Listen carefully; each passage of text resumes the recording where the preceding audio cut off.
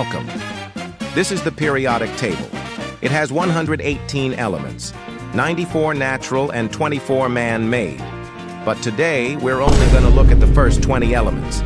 The first 20 elements are hydrogen, helium, lithium, beryllium, boron, carbon, nitrogen, oxygen, fluorine, neon, sodium, magnesium, aluminium, silicon, phosphorus, sulfur, chlorine, argon, potassium, and finally calcium.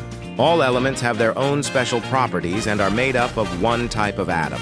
An atom is made up of electrons, protons, neutrons, and a nucleus. The periodic table has groups and periods. Groups are the columns that are vertical and periods are horizontal. Groups and periods must be numbered in Roman numerals.